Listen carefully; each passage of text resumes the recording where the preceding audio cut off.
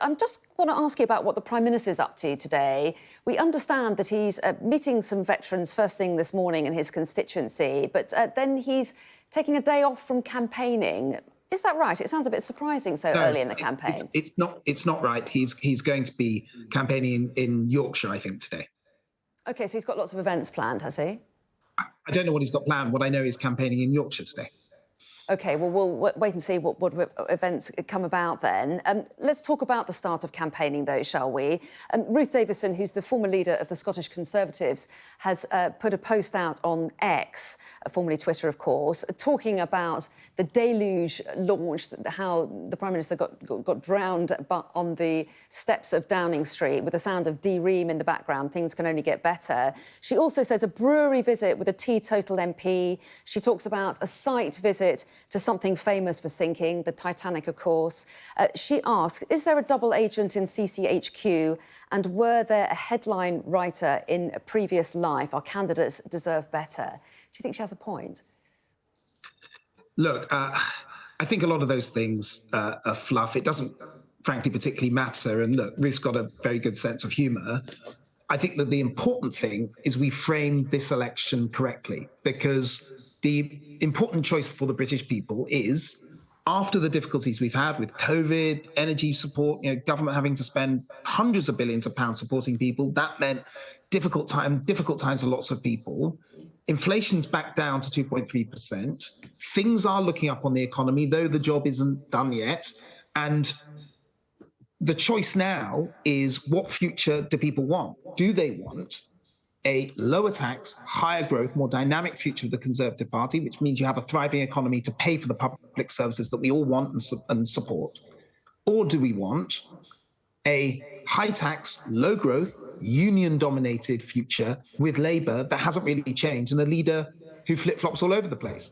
Now, that is going to be the choice before the British people. Well, it's interesting that you're pitching yourself as the low-tax party when taxes are at their highest level for 70 years. Well, what I also said was that we had to spend hundreds of £billions supporting the country during COVID.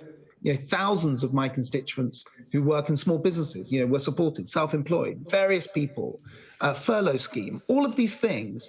That meant that taxes in the middle of the Parliament did have to go up. But once we got through that period and inflation came down, now is the time, as we've proved in the last two fiscal events, the budget and the autumn statement, cutting taxes on working people, taking a third off national insurance. It's about £900 to your average worker. That may not seem a lot to some people, but you know what? To most of my constituents, that's real money. And we're going to continue in that vein, but making sure we do that responsibly, and only tax cuts which help grow the economy and increase take-home pay for average people. That's the path that we are on now. Jeremy Hunt is talking about inheritance tax in the Telegraph today. Is that a manifesto hint? Will you be cutting inheritance tax if you got into government? Look, the manifesto will come out when it comes out. We want to cut all of our taxes, but our priorities, we've made clear, are working people, making sure that working people are better off, and making sure we have tax cuts that help grow our economy. Because this is really important. It's difficult often, because of course we want to cut, every single tax. But we've got to be responsible with debt, responsible with public finances, and make sure we grow our economy. And we're on the path to doing that. As the IMF said only the other day, the UK's in a good place.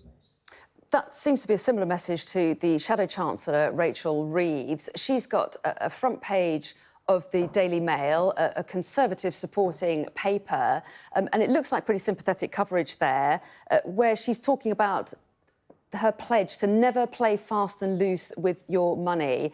What do you make of that, given that it is in a paper that would normally support your party? Look, I'm perfectly relaxed about that. It's perfectly legitimate and fair for every single newspaper of any political persuasion to allow the Shadow Chancellor to put her case. I think that's perfectly fine. All I would ask Mail readers, and my mother is one of them, is I would say you've got to really judge, Rachel Reeves and the Labour Party on what's really in their heart and their real views. And this is the same Rachel Reeves who supported Jeremy Corbyn to be Prime Minister. This is the same shadow cabinet where several members of it voted to get rid of our trident nuclear deterrent. This is the same Labour Party that wanted to nationalise everything, costing hundreds of billions of pounds. Now, she can say what she wants now, but I think people are smart enough to look beyond that.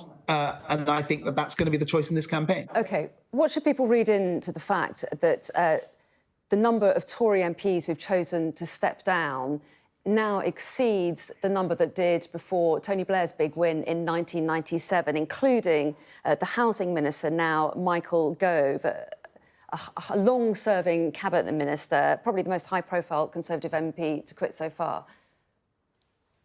I think that what people should take away from it is that there have been many Conservative MPs who are in their late 50s or 60s who've served for 20 to 30 years. John Redwood has served for well over 30 years, I think, in Parliament, for example.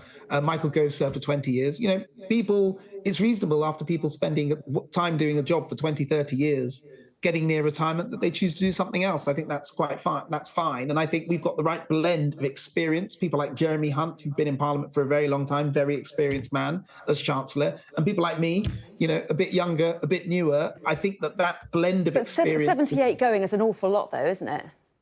Well, actually, in percentage terms, it's lower than 1997 because obviously it was 20%. I think it's.